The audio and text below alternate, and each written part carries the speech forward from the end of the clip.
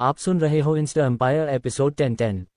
वाह बोनाफाइड वाह। आज सिर्फ नक्श को ही नहीं बल्कि पूरे नक्श सम्राट एम्पायर को बोनाफाइड पर गर्व हो रहा होगा, और होना भी चाहिए। जिस अंदाज में बोनाफाइड ने उस टीवी एंकर के सवालों का जवाब दिया था, वो वाकई में देखने लायक था।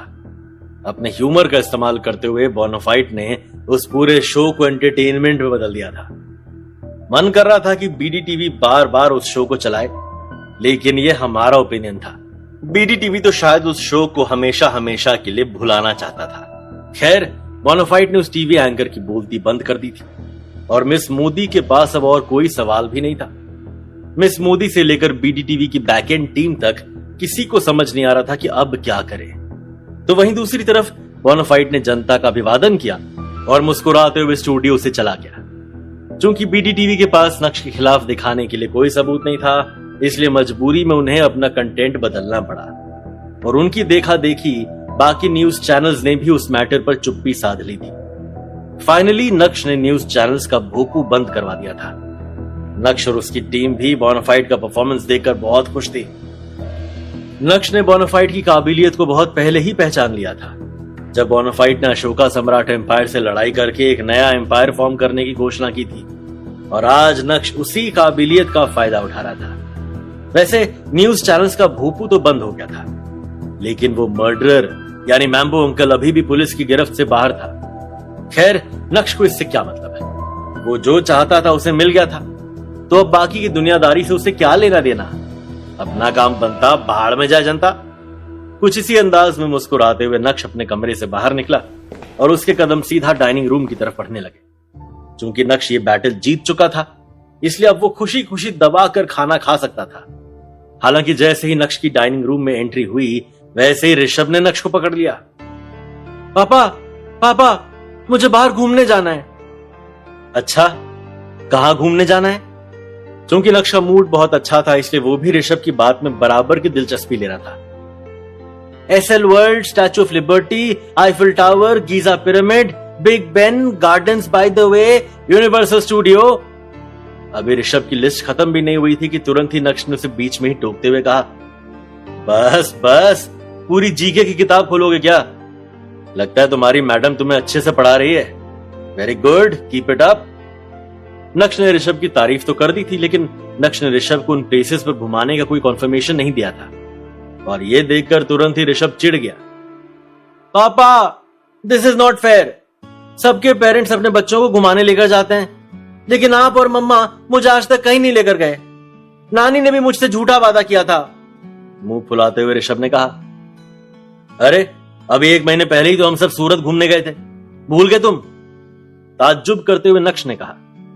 नक्श की बात सुनकर ऋषभ ने टेढ़ी नजरों से नक्श की ओर देखकर कहा, मैं लग्जरी प्लेसेस की बात कर रहा हूं, और आपकी गाड़ी सूरत पर ही अटकी हुई है। अच्छा ठीक है, स्टैचू ऑफ लिबर्टी। जैसे ही नक्श ने बोलना शुरू किया, वैसे ऋषभ पूरी तरह से एक्साइटेड हो गया।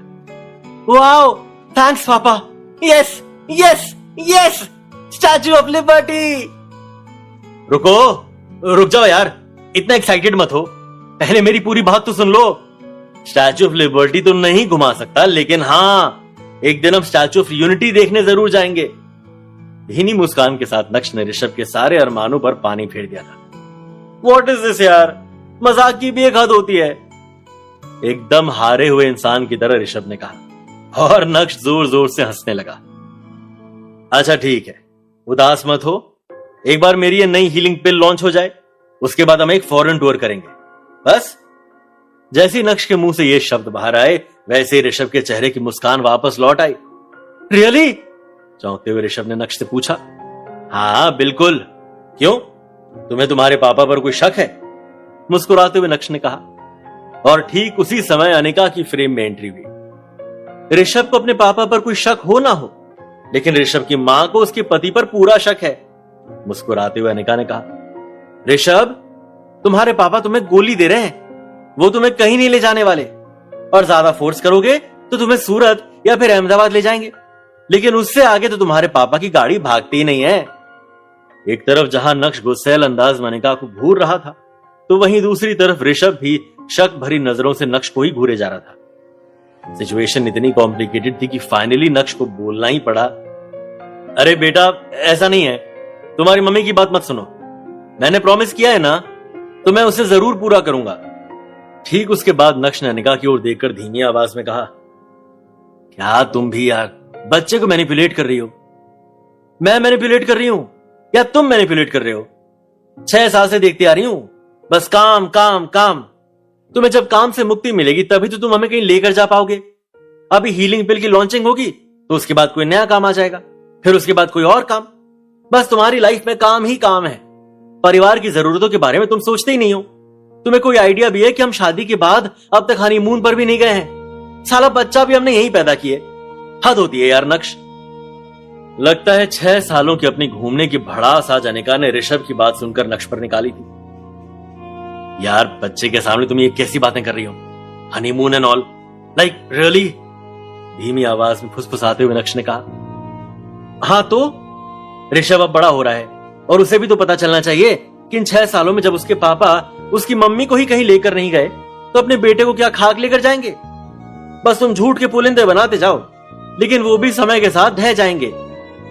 बाप रे, नक्श ने इससे पहले कभी अनिका को इस अंदाज में नहीं देखा था। इस समय तो अनिका पूरी तरह से बेकाबू होते हुए नजर आ रही थी। पापा, क्या मम्मा सच कह रही है? और यहां ऋषभ के चेहरे से मासूमियत टपक रही थी। नहीं नहीं, मम्मी तो बस ऐसे ही मजाक कर रही है। नक्श ने अनिका को अपनी आंखें दिखाते हुए कहा, मैं तुम दोनों को प्रॉमिस करता हूं कि जैसी हीलिंग पिल लॉन्च होगी उसके बाद हम फॉरेन टूर पर जाएंगे। इस बार पक्का जाएंगे। चले भी गए और जाकर आ भी गए। नक्श जितना इस टॉपिक को खत्म करने की कोशिश कर रहा था, अनिका उतना ही बार बार नक्श को पोक कर रही थी और टॉन्ट मारी जा रही थी। वाह, पहली बार नक्श और उसके परिवार के बीच प्यार भरी नोकझोंक देखने में बहुत मजा आ रहा है। और भाई, माँ बाप और बेटे में क्या बातचीत हो रही है? लो जी, एक तो यहां वैसे ही तमाशा खत्म नहीं हो रहा था और ऊपर से चित्रा और आधमकी। अब नक्श की प्लानिंग श्लैनिंग और वादे शादी का क्या होगा वो मैं आप लोगों को बाद में बताऊंगा, लेकिन उससे पहले मैं आपको लेकर चलता हूं सीधा मैम्बू अंकल के कमरे में, जहां वो पूरी तरह से सड़े हुए बैठे थे। इडियट्स, बास्टर्ड्स, उन लोगों से कुछ नहीं होने वाला। मैंने पका पकाया माल बना कर दिया था, लेकिन साले ठीक से खा भी नहीं पाए।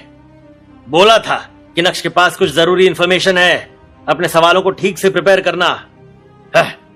बस बड़ी बड़ी बातें करवा लो। और क्या सवाल पूछे? एक भी सवाल नक्श या उसके एम्पायर को घेर नहीं पाया। और उस बोनाफाइड ने सबकी नो मैम्बो, नो बैड वर्ड्स। ये साले कुछ नहीं कर पाएंगे। अब मुझे ही कुछ करना होगा। और करना क्या होगा? करना पड़ेगा, वरना वो पोरवाल मेरा सर खा जाएगा। मैम्बो अंकल मन ही मन बड़बड़ाहट के दौर से गुजर रहे थे। लेकिन करूं तो क्या करूं? नक्श ने मुझे और उस कुशल को पिल लॉन्चिंग की जिम्मेदारी सौंपी है, और जब तक मैं कुशल को इस जिम्मेदारी से नहीं हटा देता, मुझे नक्श की फैक्ट्री का डायरेक्ट एक्सेस और कंट्रोल नहीं मिलेगा। और जब तक मेरे हाथ में पूरा कंट्रोल नहीं आएगा, मैं उस हीलिंग पिल को लॉन्च करने से नहीं रोक पाऊंगा। अरे भगवान, कोई तो आइडिया दो। ऐसा क्या करूं जिससे कुशल मेरे रास्ते से हट जाए? अभी मैम्बो अंकल मन ही मन उस बारे में सोच ही रहे थे कि तभी अचानक से उनके दिमाग में एक आइडिया आया, और ठीक उसी समय अचानक से उनका फोन भी बजा। जैसे मैम्बो अंकल की नजर अपने फोन की स्क्रीन पर पड़ी, वैसे ही उनके चेहरे के एक्सप्रेशंस पूरी तरह से बदल गए थे। नहीं, कॉल मिस्टर पोरवाल का नहीं था, बल्कि सोइंका ग्रुप के चेयरमैन का था। वैसे तो मैम्बो अंकल उस कॉल को उठाना नहीं चाहते थे, लेकिन मन में उठ रही एक्साइटमेंट के चलते उन्होंने कॉल उठा ही लिया था। Hello mister Mombo. इससे पहले कि चेयरमैन साहब आगे कुछ बोल पाते, तुरंत ही मैम्बो अंकल ने उन्हें टोकते हुए कहा, एक्सक्यूज मी, मेरा नाम मोम्बो नहीं मैम्बो है। ओह, माफ करना मिस्टर मैम्बो, गलती हो गई। हालात ही कुछ ऐसे हैं। अब तो कुछ समझ नहीं आ रहा कि नक्श को रोकने के लिए क्या किया जाए। आपने अच्छा खासा प्लान बुना था, लेकिन बीडीटीवी वाले उसे अच्छे से नहीं बुना पाए। देखिए, हमारी श्रद्धा और आस्था तो सिर्फ आपसे ही जुड़ी हुई है। एक आप ही हैं जो हमारी नैया पार लगा सकते हैं। कुछ कीजिए मिस्टर मैम्बो, कुछ कीजिए, वरना फार्मा कंपनीज का धंधा चौपट हो जाएगा। चेयरमैन साहब ने अपनी व्यथा तो सुना दी थी, लेकिन उन्होंने फार्मा कंपनीज के ओनर्स ने जो मैम्बो अंकल के साथ किया, उन्हें मारने की जो कोशिश की, उसके लिए अभी तक माफी नहीं मांगी थी। मैम्बो अंकल ने तुरंत ही कोई जवाब नहीं दिया, बल्कि अपना पूरा समय लिया। न जाने वो अपने दिमाग में कौन से नए समीकरणों के बारे में सोच रहे थे। तभी एकाएक उनके चेहरे पर एक शातिर मुस्कान नजर आई। इन कमीनों को मेरी जरूरत है, तो चलो क्यों ना इन्हें जरूरत का पाठ पढ़ाया जाए।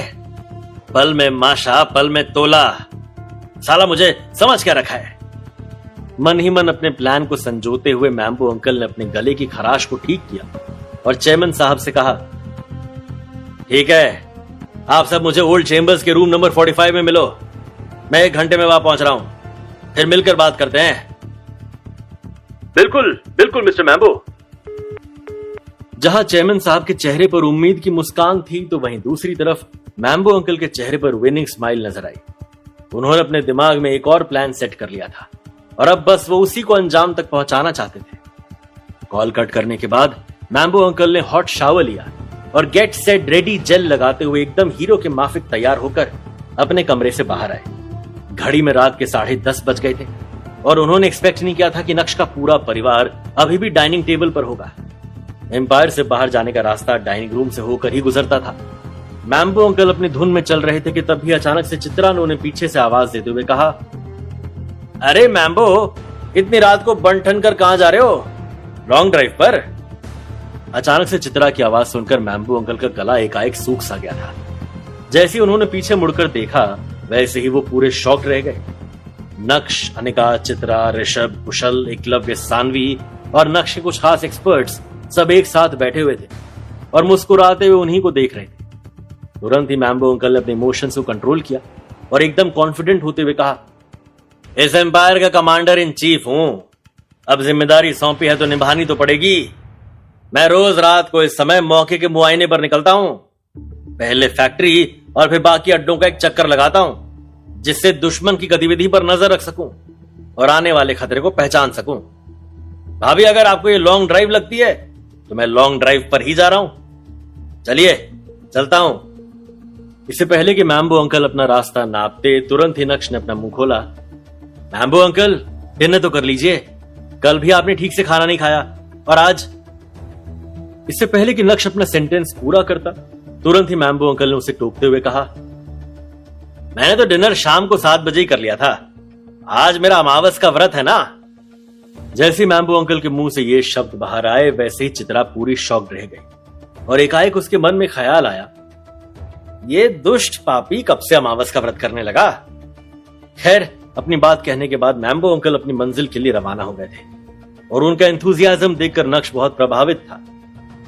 मैम्बो अंकल बहुत अच्छे से अपनी जिम्मेदारी निभा रहे हैं। I am very impressed. अगर वो नहीं होते तो मैं यहां चैन से बैठकर फैमिली के साथ टाइम नहीं स्पेंड कर रहा होता। मुस्कुराते हुए नक्श ने कहा, नक्श, उस बुढ़ऊ पर नजर रखना।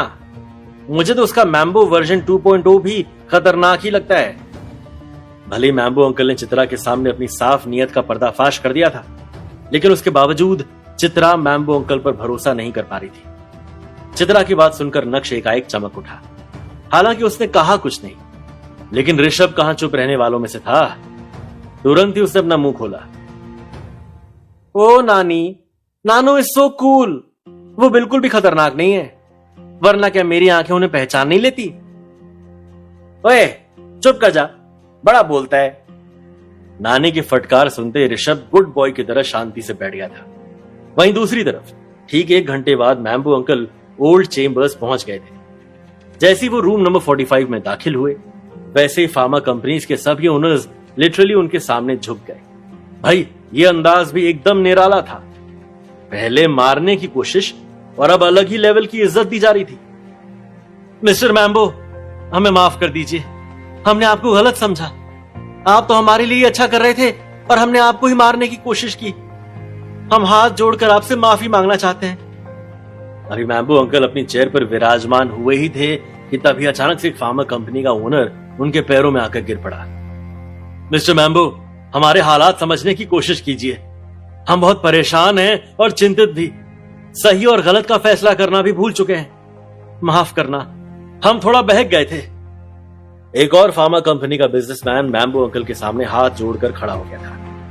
यह नजारा देखकर मैम्बो अंकल के चेहरे पर स्माइल आ गई थी। ऑफ कोर्स वो भी यहां किसी मतलब से ही आए थे। और वो मतलब क्या था उसका भांडा तो अगले एपिसोड में ही फूटेगा। मैम्बो अंकल के माइंड में क्या चल रहा था? क्या वो फार्मा कंपनीज के ओनर्स की कोई मदद करेंगे या फिर उन्हें उनकी करतूत की सजा मिलेगी? मैम्बो अंकल उन ओनर्स को कौन सा जरूरत का पाठ पढ़ाएंगे?